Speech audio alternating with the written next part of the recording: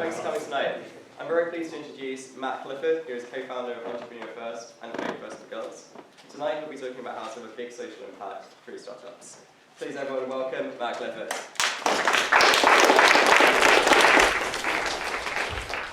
Hi everyone, it's really great to be here. Can everyone hear me okay? Yeah, excellent. Tonight I want to talk about, as Adam said, effective altruism and startups, but because I understand that people have come from lots of different groups across the university tonight, I just want to do a quick show of hands. Who thinks they know more about effective altruism than they know about startups? Who thinks they know more about startups than they know about effective altruism? Okay. Who thinks that they vaguely know what effective altruism is? Okay, cool. I'm going to broadly assume that I don't need to do a massive kind of intro to either what effective altruism means or what a startup is, but I will do a quick intro to both so that you're not totally lost if you think maybe you're in the wrong room. What I want to talk about tonight is a topic that kind of brings together two of my interests and I have become really passionate about over the last 6 or 7 months, but it's something I've been thinking about for the last 2 years or so. I want to slightly manage expectations to say I would like to think that I have a reasonable level of expertise in startups in that I've built or invested in about 80 of them, but I am not an expert in effective altruism, and there will definitely be people in the audience who can out-EA me. So please take this as very far from being a kind of worked out and conclusive theory of how EA and startups combine. But what I hope it is a kind of provocative look at how you might be able to, I'm going to use that word might quite a lot today, might be able to maximize the impact you do in the world by starting a startup. Now, some people would say that these two worlds are very different. Effective altruism, for those of you who don't know, I'm sure there is no one proper definition, but I think of effective altruism, or EA, as being about using kind of tools of rationality and evidence to try and work out how you can do the most good through the way you live, the way you give, the job you do, every aspect of your life. So it's really, I think of it really about those two things. It's about using rationality and evidence, and it's also about kind of maximization to some extent, about kind of how can you do the most good rather than just doing good. I'm going to talk at some length about what startups are and how they differ from other kinds of companies, so I won't labour the point now, but hopefully most of you have at least a mental image of what a startup is. And in fact, it's precisely because you have that mental image that these two subjects probably don't seem to go together. You think of startups, you think of that film, The Social Network, and Justin Timberlake saying, you know, $1 million isn't cool, $1 billion is cool, and you think about kind of that HBO show, Silicon Valley, where people who seem like people you definitely wouldn't want to hang out with are starting these technology companies which are ludicrously valued. That's not what startups are about to me, and so I want to start by talking a little bit about my journey and what I've done. I started my career, I kind of graduated from Cambridge 9 years ago, and I went to do what lots of people do, which was become an accidental management consultant. I don't actually remember applying to McKinsey, but I do remember the interviews, but just everyone seemed to apply to be consultants and bankers and lawyers and accountants. See lots of nods around the room. It's very easy to become an accidental professional service person at Cambridge. They just send like crows in the Michaelmas term, and that's very much what happened to me. And then 5 years ago, I left McKinsey and I started this company, Entrepreneur First. And what Entrepreneur First does, I suppose it starts with a moderately contentious belief, which is all the world's most ambitious people should start companies. Now, I'm probably putting it slightly more strongly than I actually believe, but I think to a first approximation, that's true. I started this company with a really good friend of mine, Alice, and broadly started it because I believed that the world was changing, in particular because of advances in technology, much quicker than careers were changing, certainly much quicker than careers advice was changing, and definitely more quickly and more profoundly than the institutions that help shape and modify careers were changing. We really believed, probably slightly egotistically because it's what happened to us, that a lot of the most ambitious and talented people in Europe were kind of trapped in these accidental careers which actually weren't satisfying them, weren't having a lot of impact. And we believe that something really special might be possible if you were able to unlock that talent and actually redirect it to startups, to building new companies. So having done this, as I said, for nearly 5 years, and we've built and invested in nearly 80 companies, more than 80 companies, which on paper are worth several $100 million. Turns out you can't buy anything with that paper, but hopefully one day it will be worth something in money. We've started to think more and more about how some of the things that we've learned over this kind of 5-year journey, working with many, many talented entrepreneurs, might apply to the world of effective altruism, and in particular to the idea of maximizing the amount of good that we can do in the world. I believe, as I said, that EA is a lot about rationality and it's a lot about rigor, and so I should probably declare some biases. The most obvious one being that I own a company that exists to make people founders, so that's probably a pretty major bias. And then an intellectual bias, which is that I believe, at least from where I'm sitting, that we're actually at a fairly unique point in human history. There's no such thing as fairly unique. We are at a unique point in human history in that right now it seems to me that to maximize impact requires something that looks like a startup, even if it isn't one. And for the next kind of 30 minutes or so, that's really what I want to try and demonstrate, or at least suggest, is that there's something about the way that startups work that actually enables them to be vehicles for a huge amount of good in the world. So I'm going to try and answer 2 questions. I'm going to prioritize the first, and if it turns out that I go on too long, then I'll skip the second. The first, will this work, by the way? This clicker, yeah? He's not listening now, but still not. Will this work? Yeah. Okay, so the first question I want to try and answer is why might, and by the way, I used a nicer font than this. That's a very important point, but it was lost in translation between machines. Why might a technology startup be a good vehicle for effective altruism? Again, I think it's very unlikely that I will be able to prove that over the next 30 minutes, but why might it be a good vehicle for effective altruism? And if you believe that I'm right, and it might be, how might you start a startup with effective altruism principles, which, as a shorthand, I'm going to call an EA startup? To be really clear and just to reiterate, this is a huge topic. I'm going to say some things tonight which are controversial and mainly picking up in Q&A, or that are unprovable, or where much more thinking needs to be done. So really it's just going to be a sketch of how these things might hang together. So I think there are some characteristics of startups that are probably important when we think about the links with effective altruism. There are 3 themes that are totally central to what startups do that I think suggest, or are suggestively linked to how you might go about having huge impact in the world. The first is just this idea of scale. Scale and reach, being able to reach more people in more parts of the world than has ever been possible before. Hopefully, just intuitively, it's obvious that this is what startups aim to do. In fact, we have startups today that were startups not very long ago that now reach hundreds of millions or billions of people through their work, and therefore have had very large commercial impact. And it feels like if similar scale and reach could be achieved by effective altruist organizations, that would obviously be a good thing. I'm going to come back to this and really dwell on it a bit. The second theme that's really important for startups, and I'm going to argue is actually important and neglected in thinking about effective altruism, is this idea of power law outcomes. I'm going to go into this in much more depth later, so I won't dwell on it now, but the idea of a power law outcome is that rather than having most results be around the middle of the results, in fact, some results are very, very, very different from the middle results, and that's obviously a horribly imprecise definition, but we'll come back to it later. And then there's a third thing that I think is important, but I am going to skip, but I want to flag because I think it's important, which is startups are really good at accessing capital as they grow.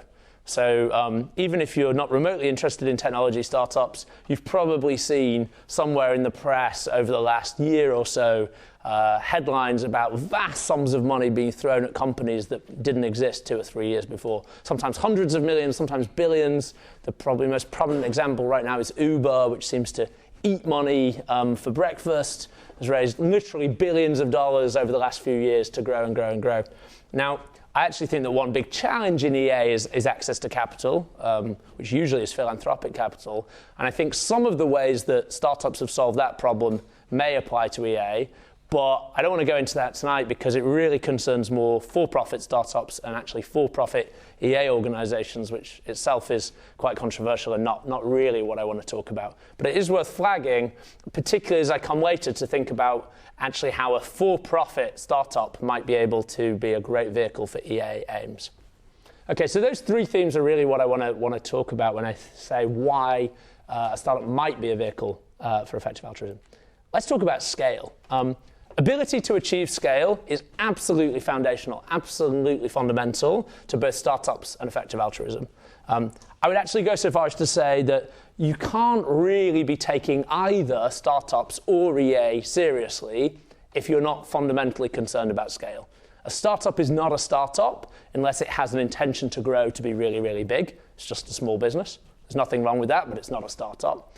And really, effective altruism isn't being very effective if it isn't concerned about how it becomes large and kind of scales its impact.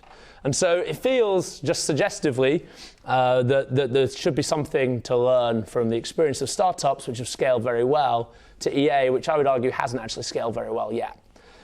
So what are those ideas? Well, I think let's take the simple one of just what technology is enabling startups to do with respect to scale.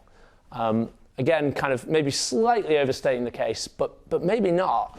Technology is actually creating the greatest opportunity for scale and reach in human history.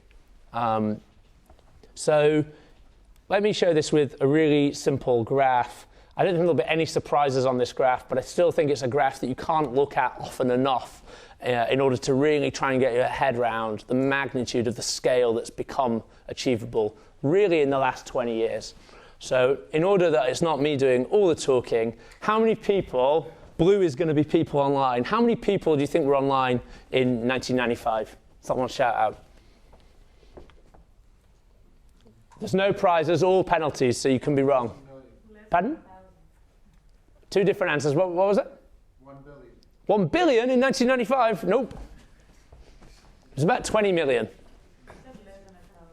Less than 1,000, that's also wrong by a similar number of order of magnitudes. But there were about 20 million. The web browser became kind of like a thing that normal people could use in about 1993-ish. And then by about 1995, there were about 20 million online. Now, the extraordinary thing I think about that fact is, well, there are 2 parts. One, as you know, I'm kind of giving the punchline away, that's many, many fewer than are online today. However, in raw terms, that's a big number. If you were an internet entrepreneur in 1995, I can imagine you walking into a pitch meeting and saying, oh my goodness, we're going to have the most extraordinary impact. Can you believe that we can reach 20 million people from our desktop? It sounds like an amazing thing. And it was. And actually, people did build businesses even with that base. Fast forward 5 years, and I'll spare us the 9 order of magnitude guessing game, and tell you that by year 2000, it had grown phenomenally. In just 5 years, it had reached something like, kind of 500 million people. It must have seemed in 2000, you must have looked back at people in 1995 and said, these absolute jokers who thought they had a big market in 1995, I can reach 500 million people from my bedroom. This is extraordinary. You see where this is going. How many people are online in 2014? And by the way, here I'm actually, and this is very important, I'm talking about having access to a personal computer that has a connection to the internet. Well, it's about 3 billion. I'm sure there's probably better data than this, more recent data, but it's a big number. And certainly it's true, because I hear people say this the whole time. People in 2016 do look back at 2000 and say, those guys were jokers. How could we have a tech bubble when there were only 500 million people online? There are 3 billion people online. We can reach them all. And then, by 2020, the people who have a desktop computer with an internet connection will be something like 4 billion, apparently. This is pretty amazing. I always think, and the way I try and describe it to the people who join our program, is that if Napoleon could see the influence that Mark Zuckerberg has today, he'd be absolutely gutted. He'd be gutted at how much more reach and impact you can have by building a business that can reach 4 or 5 billion people online. All the greatest powers in human history simply couldn't reach 1 billion people. Reaching 1 billion people was an impossible thing until really very recently in human history. And so I would say if you're serious about impact, and again, kind of putting your EA hat on, just being able to multiply any number by 4 billion is going to make a real difference to the amount of good you can do in the world. We're ignoring for now what that might be and whether you can actually scale that to 4 billion. But EAs have to take seriously the fact that the internet allows us to scale things by numbers that are orders of magnitude bigger than anything that's happened before. But you know, this is not actually the exciting bit. The exciting bit is the orange bit. So this is people with the blue was personal computers with an internet connection.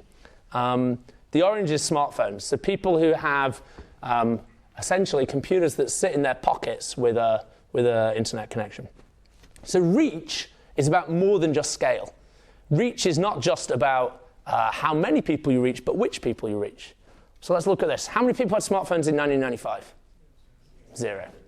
How many in 2000? 0. However, by 2014, nearly 2 billion people had smartphones. 2 billion people had smartphones. And apparently, by 2020, although I think this number is a bit conservative, it's 4 billion people. Now, why is that more interesting than the people online, as in having a desktop connection bit? Because these are not the same 4 billion people. In fact, what's fascinating about smartphone penetration is it's not that well correlated with traditional measures of wealth like GDP per capita. In fact, many of these people will be some of the poorest people in the world in areas that traditionally have been almost impossible to reach through classical ways of having an impact. And so what we have is we have this extraordinary technology which people like Mark Zuckerberg and Larry Page and others have harnessed for huge economic wealth creation that no one has really got round yet to harnessing for extraordinary altruistic impact. But I believe that both the ability to times whatever your unit impact number is by 4 billion, and for those 4 billion to include some of the poorest people in the world, or at least people in the poorest countries in the world, this is a challenge that I think the effective altruism community has to take very seriously. What are we doing with this enormous tool for potential impact? Okay, enough on scale. I've labored the point. What about power law outcomes, and why is this so important? So, again, to offer a very layman's, non-mathematician's view of power laws, why are power laws so important? Well, we're used to very different kinds of distributions. Power law is just a distribution in normal life. So most things that we encounter every day, many things that we encounter day to day, are normally distributed. And many of you will know what that means, but kind of again in very layman's terms, it just means that most things that we see are near the middle of observations. So, for example, most men are probably between about 5'6" and 6'4". Some people might be a bit taller. Some people might be a lot taller, but no one's vastly taller. You'd be very, very surprised to see a man who was much smaller than 5 foot or much smaller than 7 foot. And you'd be really, really shocked to see a man who was bigger than 270 feet. And yet, if wealth was distributed, if height was distributed like wealth is, then you would see people who are 270 feet tall. Because with wealth is not distributed in this normal way where most things are near the middle. In fact, wealth is distributed on something, and again, this is very non-technical and it's not strictly true, but wealth is distributed on something like a power law where most people actually have much, much less than the mean, and as you go further and further to one end, people get richer and richer and richer until the very richest people are so extraordinarily rich that they might be as rich as the bottom billion people, which in fact is the case. So power laws basically are just distributions of observations that look very different from height or weight and actually look a little bit like money, as in a small number of observations can be orders of magnitude larger than the vast majority of observations. That's really all you need to understand for the purposes of this. And I'm sure I'll be picked apart by the mathematicians among you at the end. But it really isn't that important, except to say that the idea of power laws is absolutely critical to what makes startups work. Absolutely critical. So most startups fail. That's one of the inescapable facts of starting a company. And yet, there is a very vibrant startup ecosystem. People start companies the whole time, and yet most fail. In fact, even more inexplicably, most startup investors keep pouring money back into startups despite the fact that most startups fail. If startups were instead houses, people would not keep pouring money into them. If most houses collapsed, you would not be able to get a mortgage. So why are startups so different? Well, again, it just comes back to power laws. Most startups fail, but the ones that succeed so much that it really doesn't matter about the failure. This is going to be an absolutely critical idea for what I want to argue. Most startups fail, but the ones that don't succeed so much that the failure doesn't matter. A great example of this is a company that most of you will have heard of called Google, which is now the second most valuable company in the world. If you invested in Google's seed round just means the first round of funding for a startup, and you'd kind of held on to the money, which probably you wouldn't have done, you would be up about 1 million-fold today. About 1 million-fold today. Why is that important? Well, it means in theory you could have made 1 million failed bets on startups, and as long as one of them was Google, you'd have still broken even. 1 million failed bets is an awful lot of failed bets. In fact, a much more normal number would be that you made 100 bets. If you made 100 bets and one of them was Google, you wouldn't even be able to see the 100 failed bets on a chart of it. Again, magnitude of the winner totally overcomes the frequency of the failures. And the more I think about EA, the more I think about effective altruism, the more it seems to me that we should think about the interventions that we're looking to fund much more like startups than like houses. So we should think about the interventions that we're making, whether that's buying malaria nets or trading guide dogs, to use an example that I'll come to. We should think of those interventions much more like startups than like houses. So what are the interventions that we could make, if you take the Google example, that are so powerful that actually we can tolerate an awful lot of failure before we start to worry that we're not having massive impact for good? Some of you will have read Will MacAskill's kind of recent book of last year, Doing Good Better. Anyone read that? A few? It's really worth reading. It's a really readable, very clear, very well argued introduction to effective altruism and the principles. It's called Doing Good Better. I actually have a bunch of copies of it, which I bought on a whim to give away to people. So if you want one, tweet me, and I'll send you a free copy. One of the things that's really striking about Will's book, and I hadn't fully appreciated until I read it, is that just as the best startups are worth literally 1,000 times more than the worst startups, it turns out that in terms of altruistic interventions, the best interventions really are thousands of times, not like twice, literally thousands of times more effective in terms of the good they do than the least effective interventions. And you don't even need to take very extreme examples for this to be true. Again, without diving too much into the kind of theory and practice of EA, one of the important ideas, I think, is this idea of how you kind of measure impact. And one idea that Will really promotes in his book is the idea of the quality adjusted life year, which is that effectively what you ought to be trying to maximize is how many good years of life an intervention saves, protects, builds, provides, whatever. Now, what Will shows in the book is that if you take something like a charity that's seen by EAs as very, very effective, like the Against Malaria Foundation, and you compare that to charities that EAs would say were less effective, like training guide dogs, which is not to say that people think that training guide dogs is evil or bad. It's just that per pound, it turns out that in terms of the number of years of life that you can save 1,000 times more years of life per pound by buying malaria nets than you can by training guide dogs. And one of the sometimes uncomfortable conclusions of effective altruism is that we have to take that seriously, and if we're going to think about giving to training guide dogs, then maybe that pound would be better spent buying malaria nets. Not going to dwell on that. That's pretty core to the idea of EA. We can discuss it in Q&A if people feel very strongly about it. But this is very important. The other really important thing is that not only are some interventions 1,000 times more effective than others, but it's actually very, very hard to know which those are before you measure. It's very, very hard to know ex ante which interventions that we might want to fund or make are going to be the most effective. And that's very, very important. It's a point that, again, in this book, people really, Will really dwells on. And the reason it's so important is this really reminds me of my day job. So we're saying that we have these units, some are 1,000 times better than others, but we don't know which ones. And in order to find out which ones, we need to do some sort of search across the space of possible interventions in this case. Well, this sounds awfully like the job of a venture capitalist in startups. Some startups are worth literally thousands of times more than less good startups.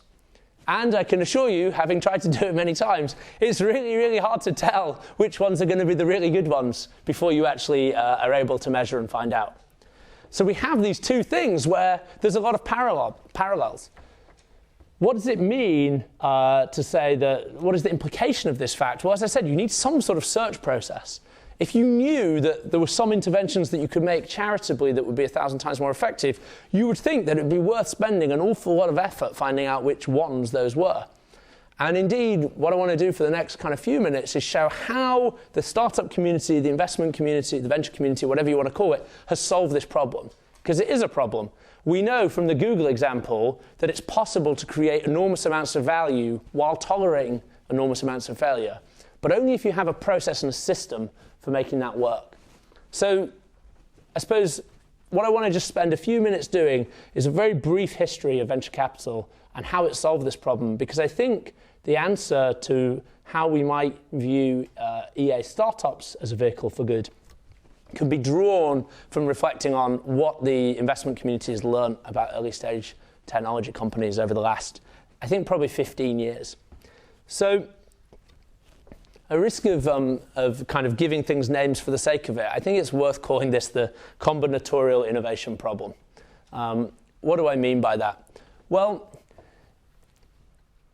if you think about how innovation works, to be very reductive and crude, it's more or less about individuals, we call them entrepreneurs, taking building blocks of existing ideas and combining them in ways that are unexpected or new or just haven't been tried before. What do I mean by building blocks? Well, I think there are lots of building blocks of innovation that you can use in startups. They tend to be, again, to be really crude, you could think of the existence and use of smartphones as a building block.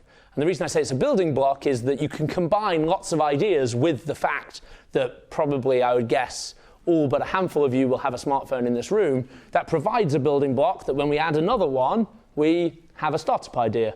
To use a crude example again, let's say Uber. What is Uber in the kind of bulkiest building blocks imaginable? Uber is just taxis plus people have smartphones. So if you take the people have smartphones block and add it to the taxis block, you get Uber. It's a little bit more complicated than that, but I think that's like a first approximation. Airbnb now worth something like $25 billion, one of the biggest by value hospitality companies in the world. What is Airbnb? It's basically, there's this thing called online marketplaces, building block, and we're going to layer on top hospitality. Hospitality plus the existence of online marketplaces equals Airbnb, sorry. There are loads more examples. The building blocks, obviously, in practice are a lot more nuanced and delicate than that. But broadly, you can think of entrepreneurs, there is no such thing as this like super original idea. It's really the addition of building blocks in different combinations that allows entrepreneurs to come up with something that taken together is new, even though each building block is probably well known. And that's great. Some really, really great ideas come out of the combination of different building blocks.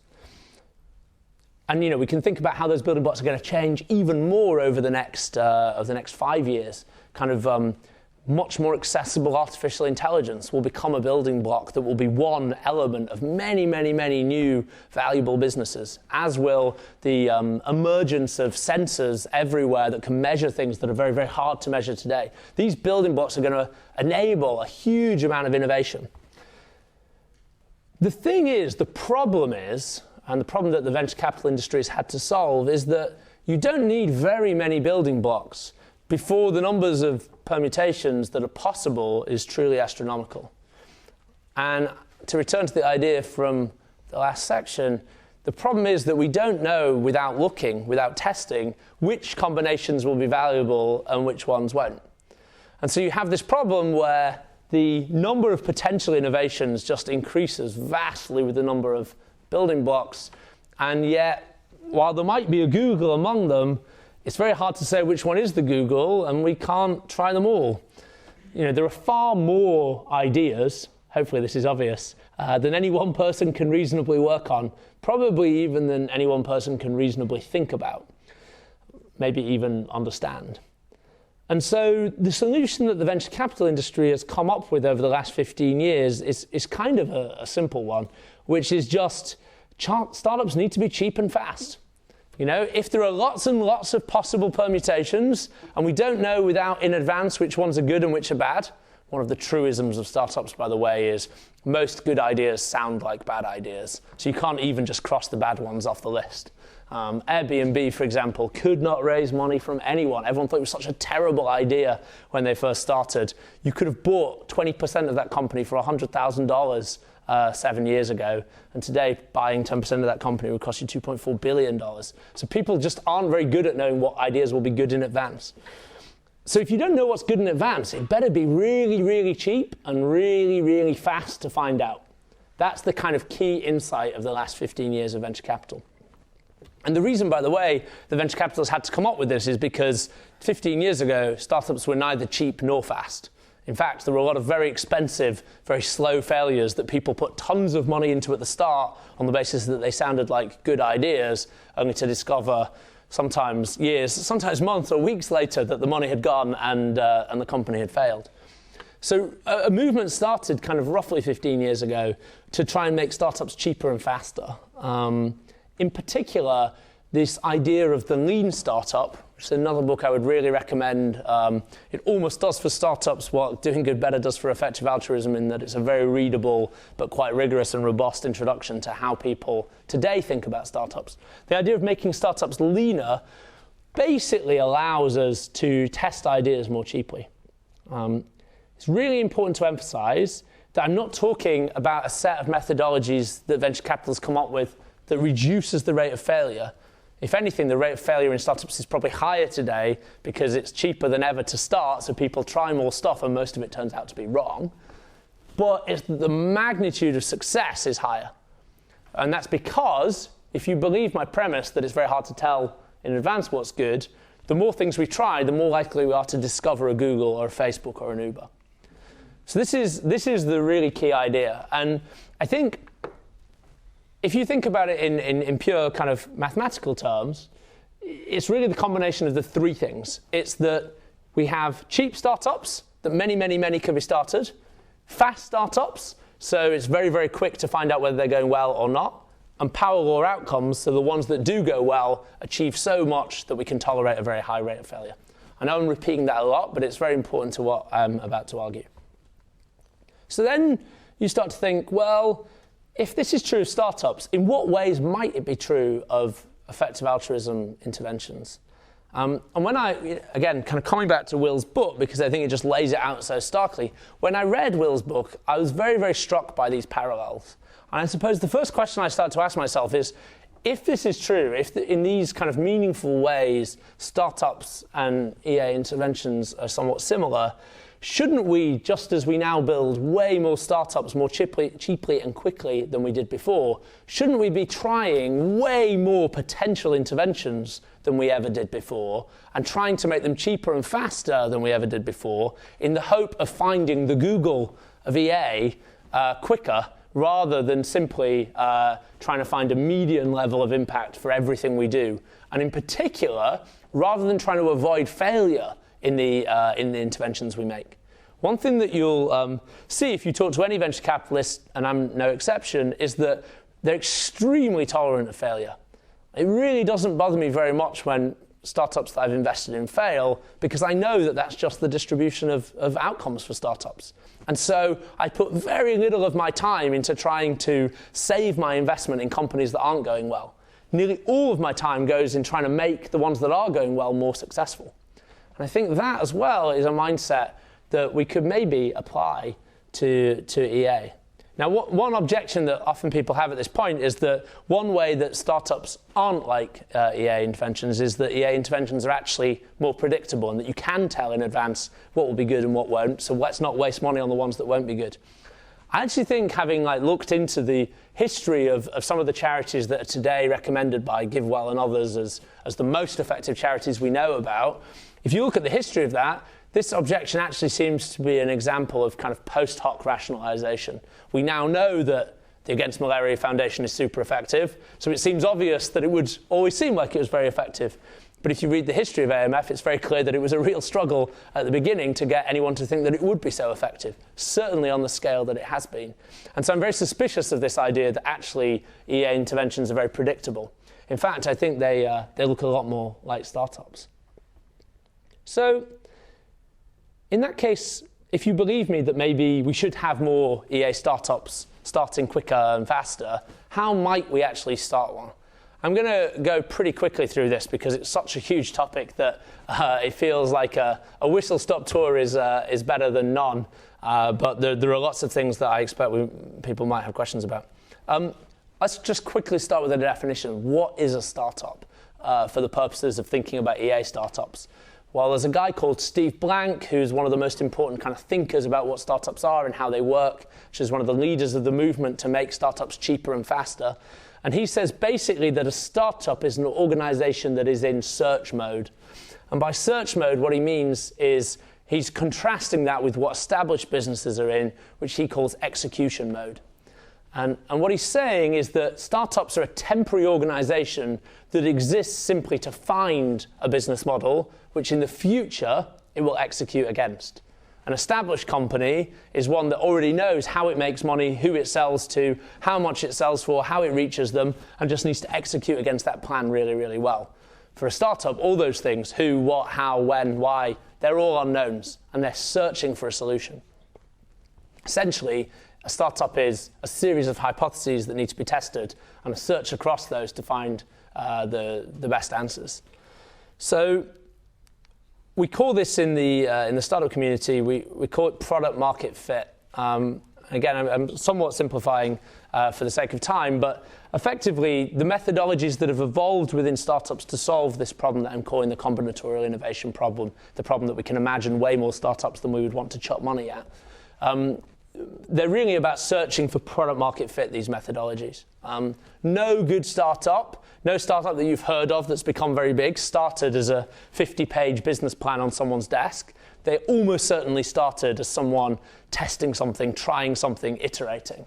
And so the reason they do that is what they're trying to do, those startups, is search for what is the right product and what is the market that's for, and is there a fit between them, i.e., does the product fly off the shelves because people really want it? Surprisingly hard to find things that people really want.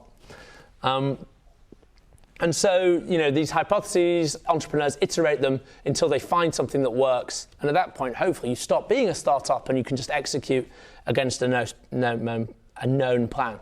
So this is what most startups do, normal tech startups. I suppose my question is, what should EA startups do? And I think that the answer is that EA startups should be a search for tractability, I'll come back to that word, in the same way that technology startups are a search for product market fit. What is tractability? Well, again, stealing shamelessly from Doing Good Better, what Will argues in that book is that if you're looking for a good cause to back that might maximize the impact of your giving or your time or however you're contributing, you should worry about three things. One thing you should worry about is scale. We've covered that to death, so I won't go back to it. It's pretty obvious why you would think about scale. The second thing he says you should worry about in effective altruism is neglectedness. In other words, if everyone is already donating to this cause or volunteering for this cause, maybe it's not a good one to work on, or to give to, sorry.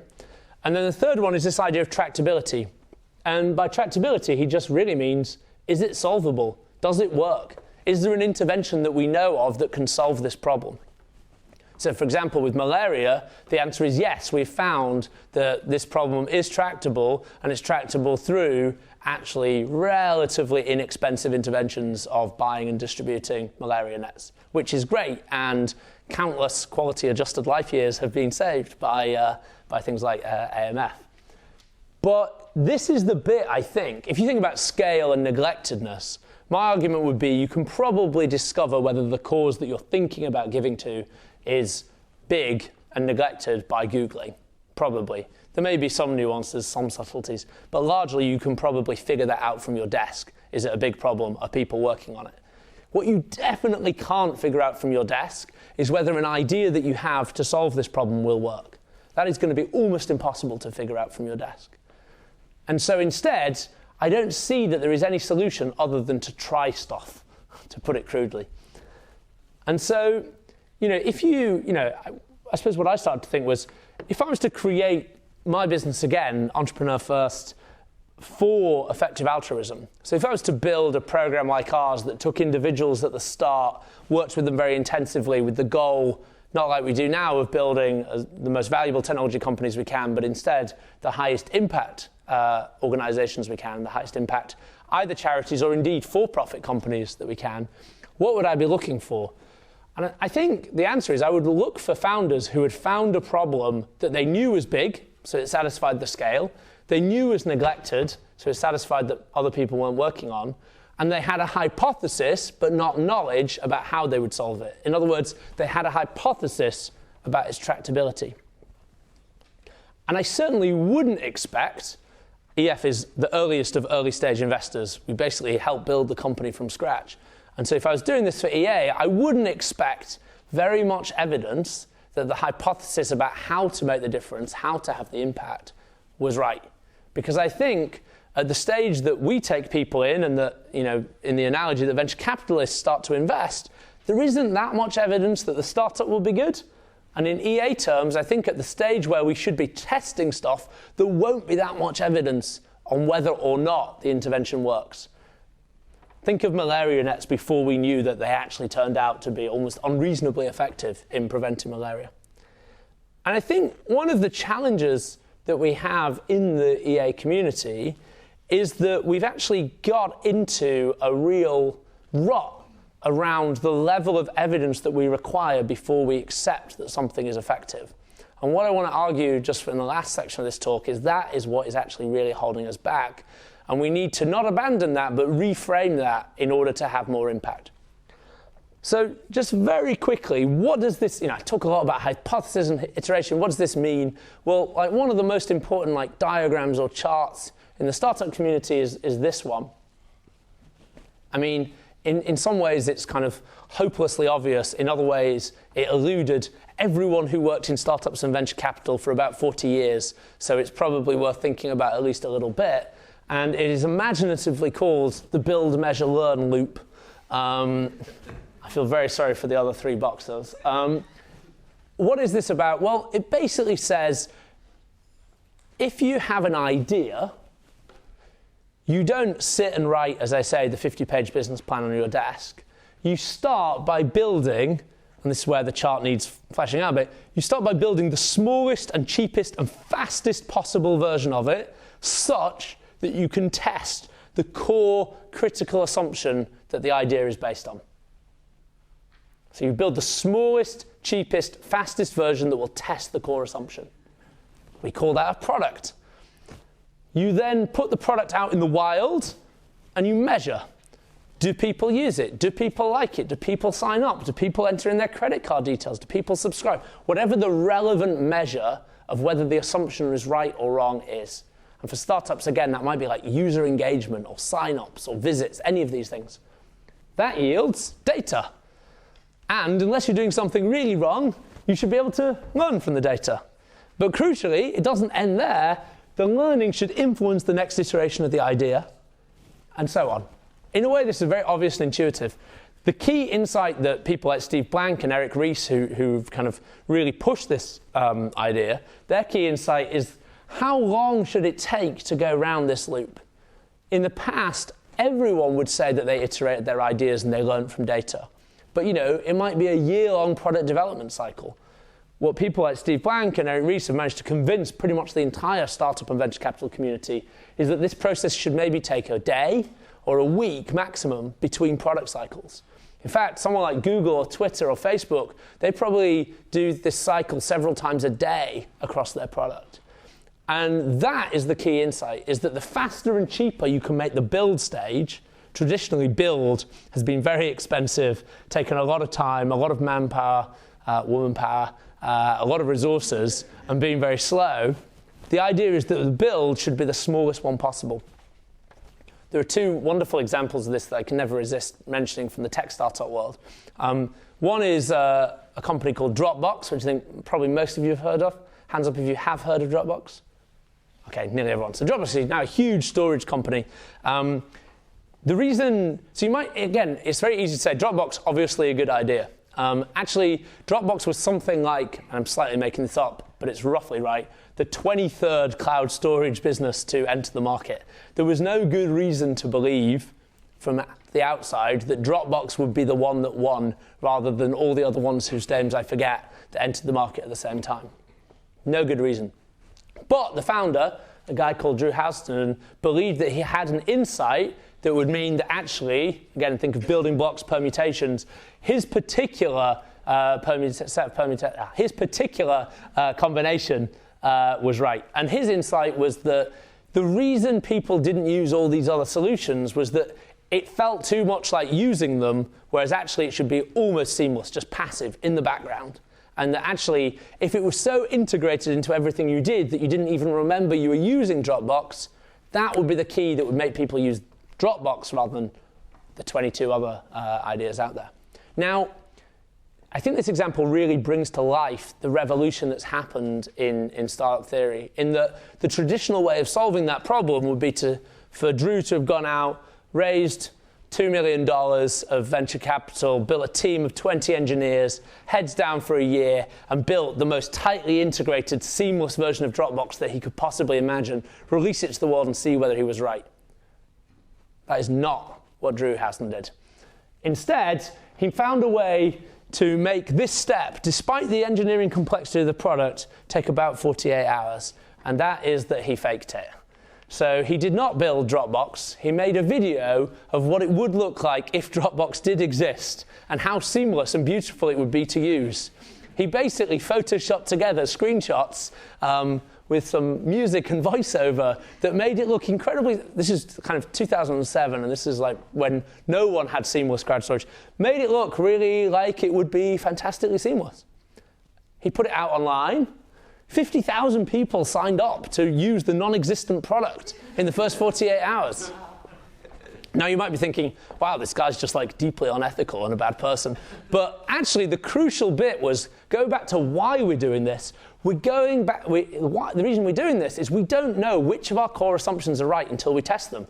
The core assumption in Dropbox was not actually, given $2 million and 20 people, can we build something like this? The core assumption was, if we could build something like this, would people want it anyway? And in Dropbox's case, and the reason every single person in this room seems to have heard of it is because, yes, people did want it. And obviously, it wasn't misleading or unethical, because once he had the 50,000 people signed up, he was able to go to venture capitalists, slightly simplifying the story, and say, hey, 50,000 people signed up for this in 48 hours. Maybe you should give me some money so I can hire the 20-person team to go build it. It's a remarkable example of how quick you can make this iteration cycle if you really want. I'm slightly running over time, but I'm still going to give the second example because it's even better, which is a company called Aardvark, which almost none of you who haven't read the book The Lean Startup will have heard of, because Aardvark was bought by Google for some very large amount of money, I think maybe $50 million, within a very, very short amount of time of having started it. Now, Aardvark was, the idea of Aardvark was that it was a subjective search engine. So the idea was that Google is already really, really good at objective search. So if your question is, how tall is Mount Everest, Google will tell you that it's 8,800 and whatever meters. If you say, what's the best bar around here, Google won't do a very good job of answering that question. And so the guys who founded Aardvark, their idea was, hey, wouldn't it be cool if you could come up with a subjective search engine that would tell you that the best bar around here just happened to be Trinity College Bar, and that was very convenient.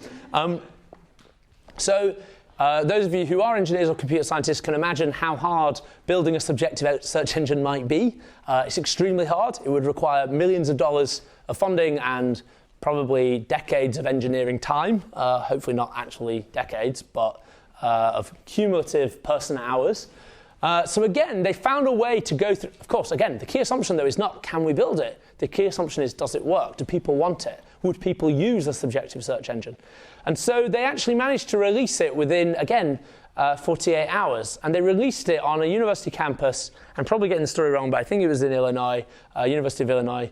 They all over campus put up posters saying, we now have this subjective search engine. They probably didn't call it that. It doesn't sound very sexy.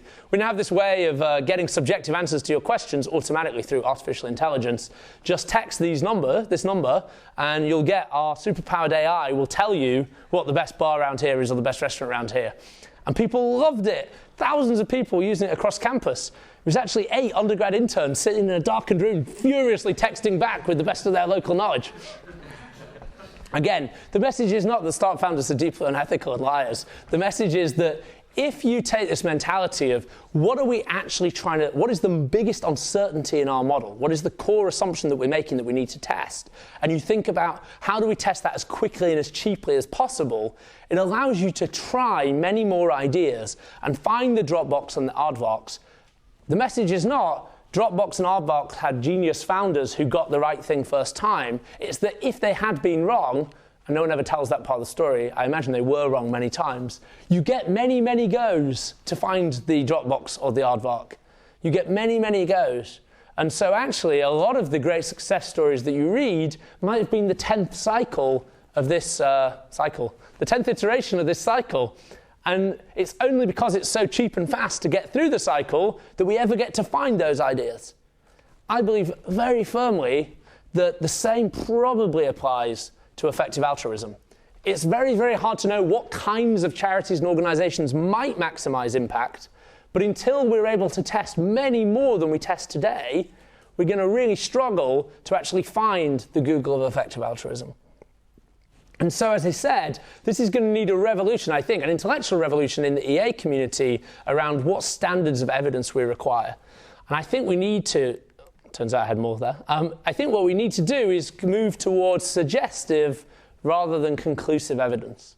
Now, a lot of the best work that's been done in effective altruism is actually by fantastic organizations, and I'm in no way criticizing the work they do, people like GiveWell, who actually have been able to be extraordinarily rigorous in the level of analysis they do on charities. It really is the gold standard. If GiveWell says you're effective, you're probably pretty effective. But that standard of evidence, that requirement for that level of certainty is actually very unhelpful if we're thinking about how do we create new EA organizations as opposed to which established EA organizations should we give to. So if we wanted to get to do EA startups at scale, let's say we wanted to fund 1,000 EA startups a year, and again, I'm ignoring for now whether these are for-profit or not-for-profit, it doesn't actually matter for this argument, then I think we need to start thinking very, very differently about funding these things relative to the way we do now. And interestingly, that's exactly what we do in startups. We don't fund startups like we fund established companies. Startups cannot go to the bank and get a bank loan. No bank will ever loan you money for a startup. Go try, it's not fun. Instead, we should think of the EA funding journey a bit like the startup funding journey. And the reason I'm holding out my hands like this is because it is a funnel. We pour in startups many, many, many ideas at the top, and we fund some proportion of them with a very small amount of money. In startups, that usually means a few tens of thousands. And then we wait and see.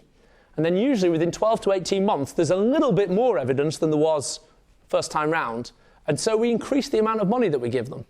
And there are names for this in startups. Many of you will have heard Series A, Series B, Series C. All these are names for rounds of funding. And really, what is different between each round of funding is, yes, the amount of money, but also the amount of evidence.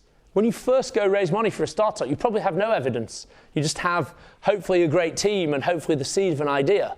But by the time you're raising $10 million from a Series B venture capital fund, you do need some evidence. You need to show that people are paying for your product. I think we should be thinking about EA funding as going down the same sort of funnel. We should be funding many, many, many more organizations with EA intent at the top, and then waiting for evidence to accumulate as we start to increase more and more funding.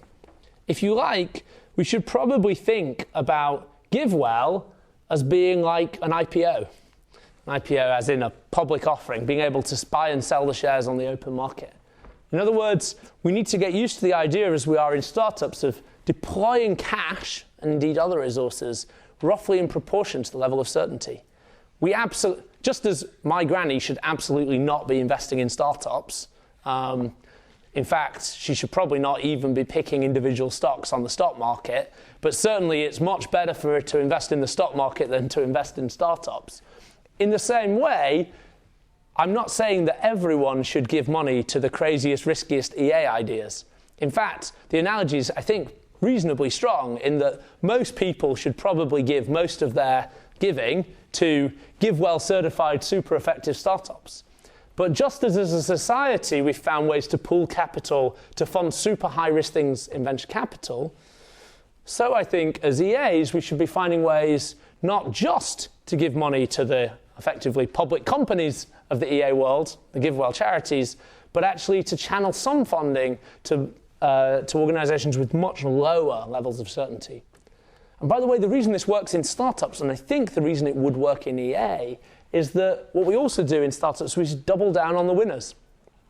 So if you make, as a venture capitalist, 10 bets of £10,000, and you've invested in total, you should never say spent in that context, getting a lot of trouble with my investors. If you invested £100,000 of their money, the point is not to then just wait and see what happens and in the end the one winner returns the money. The point is that you keep investing in each subsequent round of funding of your winners, so that when you finish a particular fund, over say a 5-year period, and you look at where you've deployed your cash, you've actually simply by following the winners deployed a much larger proportion of your resources into the best companies. I think we can build exactly the same sort of funding funnel for new effective altruism startups. We double down on the winners so that most of our resources are going into the very best interventions. Why do I think this is important? Again, to reiterate, not everyone should give to EA startups. Not everyone should start EA startups. It will always and should be a fringe and niche activity. But I do think it's a very neglected part of the spectrum. How do we come up with the new ideas, the new AMF, the new SCI, I'm not going to try and pronounce the first word. How do we find the Google of effective altruism? It has to be by tolerating much more uncertainty at the top of the funnel. And maybe if we do that, we can achieve the kind of impact that's only just conceivable now. I'm going to wrap up finally by saying, well, what's next? If you believe me, if you believe that actually there's enough in common between startups and effective altruism interventions, that it's probably time to rethink how we create and fund new ideas within EA. What are the implications? Well, I think there are two really big questions for the sort of people who are in this room tonight to spend time thinking about and answering. The great thing about a place like Cambridge is not only is everyone super intelligent to begin with, but actually super intelligent is a very dodgy word to use in an EA context. Not everyone is very intelligent to begin with, but actually you're surrounded by other people who are disproportionately likely to want to talk about this stuff. So I'm going to leave you with two questions that I think are important.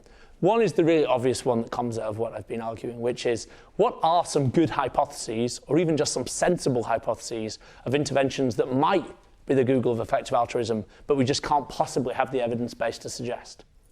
That's the first question. And that's the obvious question. The second question, which opens a big can of worms, but I want to throw out there anyway, is that a lot of what I've said has happened in startups in the last 15 years has only become possible because of a series of what I would call enabling innovations that have allowed startups to become so cheap and fast. The most obvious enabling innovation is something called Amazon Web Services, which many of you have heard of, which is basically, in the old days, the bad old days of 15 years ago, if you wanted to build a startup, the first thing you had to do was go raise the money to go and buy a server to put in your garage, plug in, and run your company off. No one in their right minds would do as their first thing today is start buying a server. That's a truly ludicrous idea. And why is it a ludicrous idea? Because Amazon Web Services exist. What is Amazon Web Services? Well, again, somewhat crudely, it's Amazon having bought a server and plugged it in that you can access whenever you want and only pay for what you use. And actually, it's better than that because Amazon will probably pay you to use it, at least to begin with. And so what it is effectively is an enabling innovation. It takes that cost out of every single new startup that gets started. In fact, at EF, Amazon, Google, and Microsoft compete and pay our startups to use their particular version of Amazon Web Services. That's how commoditized and cheap it's become. And what that's allowed is for people who couldn't possibly afford to buy a server to not be cut out from starting a startup. Now, I don't know enough about EA to know what the Amazon Web Services of effective altruism is, but it strikes me that there are probably some enabling innovations in thinking about new EA startups. Maybe it's around measurement and evaluation, maybe it's about evidence collection, maybe it's about mobile and scale. There's lots of ideas. But the second thing that I really want more people in the world to be thinking about are, what are these critical enabling innovations that will allow us to build a world where there are many more EA startups? Yes, there'll be a very high level of EA startup failure, but we might actually find that Google of EA startups. I'll leave it there. Thank you very much.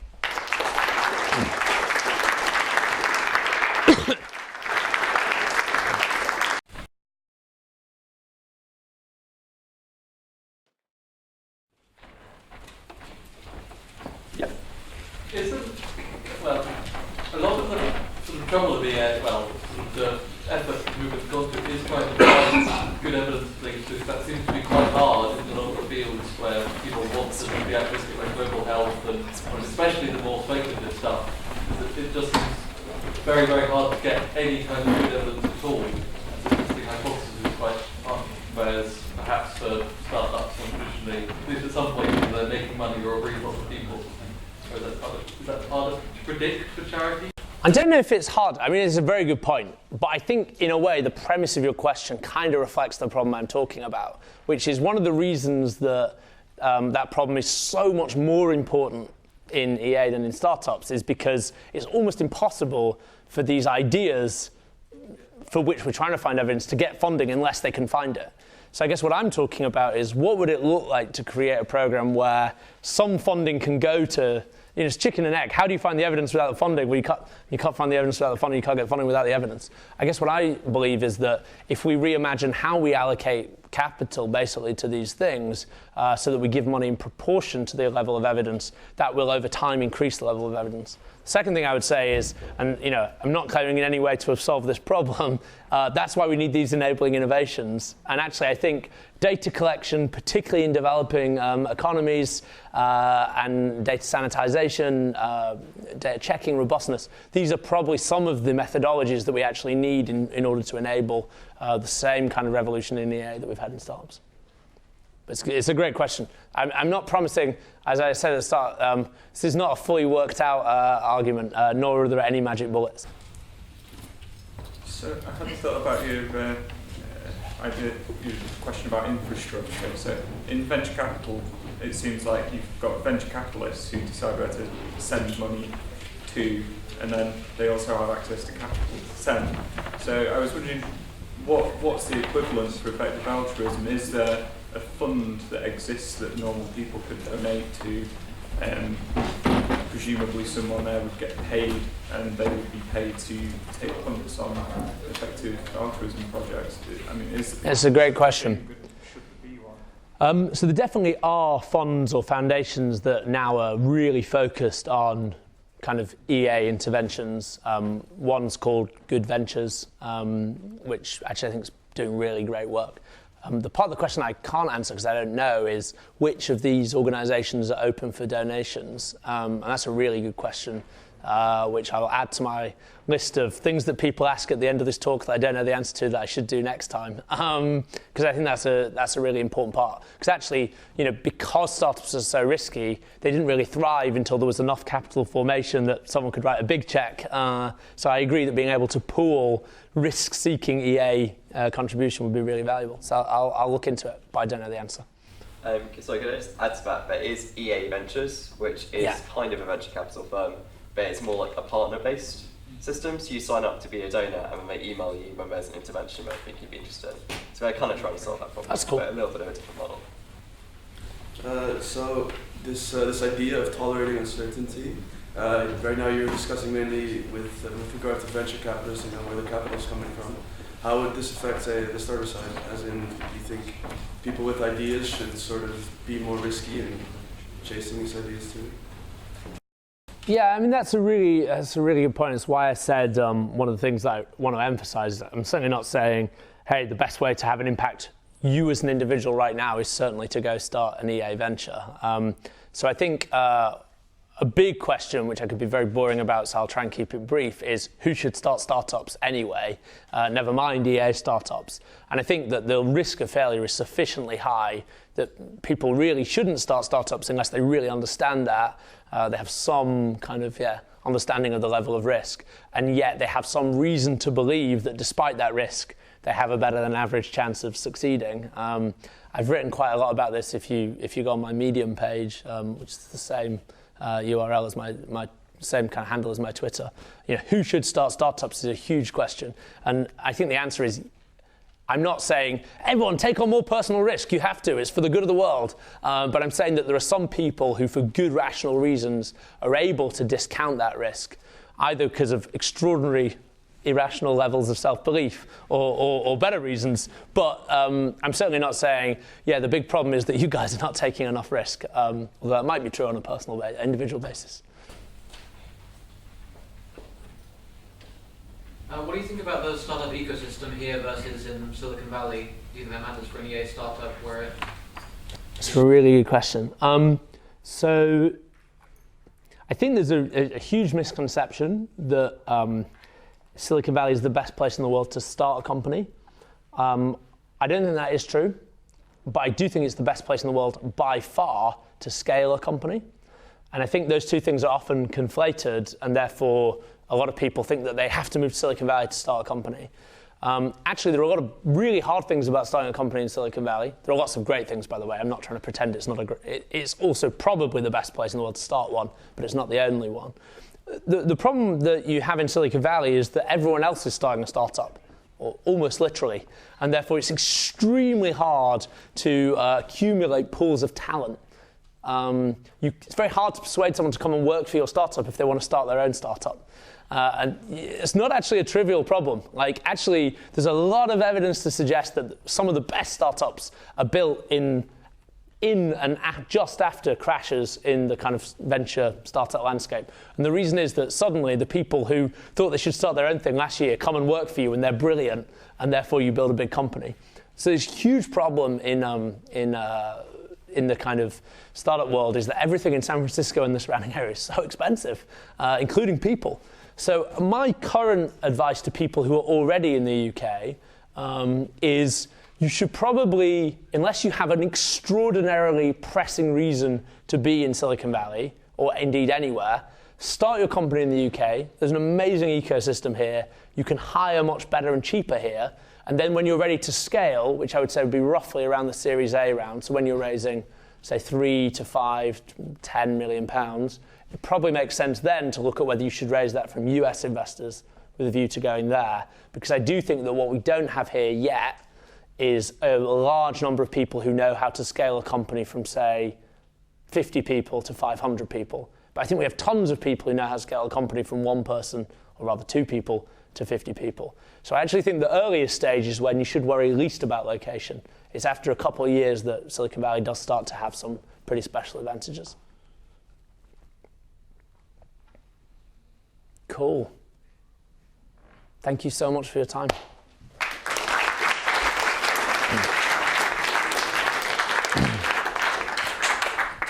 We do hope that you'll stick around for our drinks and nibbles outside and continue the conversation. Thank you very much.